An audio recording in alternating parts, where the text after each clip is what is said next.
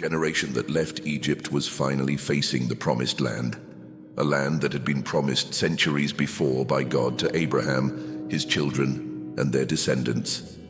But it was not the same generation that had made the long journey through the desert that would enter. People marked by doubt and disobedience had been left behind. A new generation that had grown up in the desert was ready to take possession of the land that God would give them. The morning sun illuminated the hills of Canaan, showing a fertile land with calm rivers and green valleys. Expectation was mixed with fear. There were many entire families, men and women, young and old, all accompanied by their tents, animals, and tools, ready for a new beginning. Before crossing the Jordan River, the people listened to the words of the leaders, men who had been instructed by God.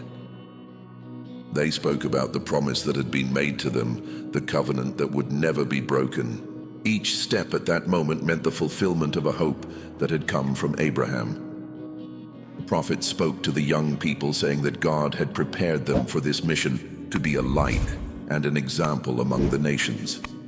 The promise was not only for them, but for all their descendants, so that justice and faith would be the basis of their coexistence. Anxiety grew.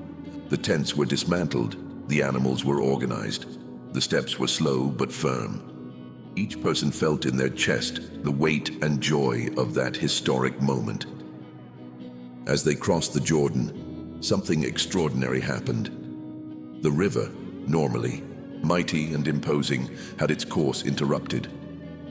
The waters divided and remained still while the people crossed on dry land, as if God himself were opening a special path for his children. The older ones, who remembered the stories told by their parents, wept with emotion. This was not a simple crossing. It was confirmation that God walked with them, that his promise would not be forgotten.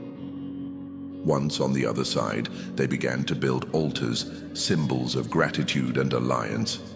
The first tribes settled in the hills, tending their livestock and preparing for what was to come. The land, although fertile, was not uninhabited. Ancient cities and peoples resisted, and the battles that would follow would be difficult and decisive. The people knew that it would not be a simple or immediate conquest. There were battles, losses, doubts, and fears. But there was also faith, renewed and strengthened. Each victory was a further step in the history of the chosen people. Over time, leaders emerged to guide the people, simple but courageous men who stood up to defend their families and their faith. Justice was to be the basis of that new society, and respect for God, the foundation. The challenges were many.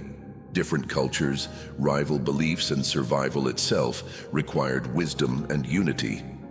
The promised land required a steadfast people who would not give in to easy ways or temptations. In the midst of difficulties, the people remembered the words of the past, the prophecies that announced the coming of a Savior, one who would one day bring definitive peace and full justice. Hope, even in the face of struggles, was never lost. The years passed, cities grew, alliances were made and broken. The people learned from mistakes and successes. The call to faithfulness to God was constant, and prophets appeared to remind them of this, pointing out both the mistakes and divine mercy. In the intimacy of families, stories of courage and faith were told. The past of the Exodus, the desert, the crossing of the Jordan, was remembered as a testimony of God's faithfulness and the strength of the people. Thus, the Promised Land ceased to be just a distant promise and became the home of a people who, although imperfect, sought to live according to divine will. If you are enjoying this journey through the history of the spoken Bible, subscribe to the Verbo Vivo channel, like and share, so that more people can learn about this message of faith and hope. Join us and strengthen your spiritual journey.